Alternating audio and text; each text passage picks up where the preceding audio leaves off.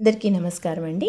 ఇవాళ ఈ ముగ్గు చూస్తూ వినాయకుడి గురించిన ఒక వింత చిన్న కథ అయిన గరిక కథ అయితే చెప్పుకుందాము.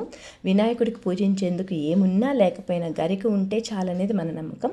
అసలు ఆ గరిక అంత ముఖ్యం ఏంటి, గరిక గురించి వినాయకుడికి అంత ప్రీతి కలగడానికి ఉండే వెనక కథ అయితే చూద్దాము. పూర్వం యమధర్మరాజుకి అనడాసుడు అనే కొడుకైతే పుట్టాడండి. ఆ కొడుక్కి అగ్నితత్వం ఉండడం వల్ల ఆ రాక్షసుడి ముందరికి ఎవ్వరు వెళ్ళినా వాడు ప్రతిదాన్ని బూడిదైతే చేసేసేవాడు. అలా బూడిద చేయడం వల్ల రాక్షసుడు ఎదురుగా వెళ్ళడానికి అందరూ భయపడేవారండి. అలా ముల్లోకాలని దేవతల్ని ఈ రాక్షసుడు అయితే చాలా బాధ పెట్టేవాడు. అలా బాధ పెట్టడం చూసి వినాయకుడు ఎలా అయినా వీళ్ళ బాధని తగ్గించాలి, నేను ఎలా అయినా ఆ రాక్షసుడు అంత అయితే చూడాలి అని అనుకున్నాడండి. అంతు చూడాలనుకోవడం ఆలస్యం.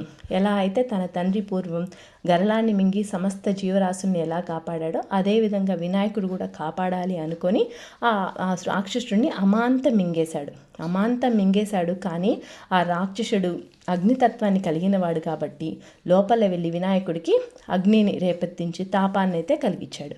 ఆ తాపాన్ని తగ్గించుకేందుకు వినాయకుడు అమృతంతో అయితే ముందు స్నానం చేశాడు. ఎంత స్నానం చేసినా లాభమైతే లేకుండా పోయింది. తర్వాత సాక్షాత్తు ఆ చంద్రుడే వినాయకుడికి చల్లదనాన్ని కలిగించేందుకు అతని శిరస్సు మీద అయితే నిలిచాడు. కానీ చంద్రుడి వల్ల కూడా వినాయకుడి తాపం అయితే తగ్గలేదండి. ఏం చేసినా వినాయకుడి తాపం అయితే తగ్గడం లేదు, ఎలాంటి ఉపశమనం అయితే లభించడం లేదు. చివరికి ఆ ఏకదంతుడే నన్ను గరికంతో కప్పివేయండి, అప్పుడు నాకు ఉపశమనం కలుగుతుంది అని చెప్పాడట. అలా చెప్పడం ఆలస్యం. దేవతలందరూ తలా 21 గరికలను తెచ్చి వినాయక శరీరాన్ని అంతా కప్పారు.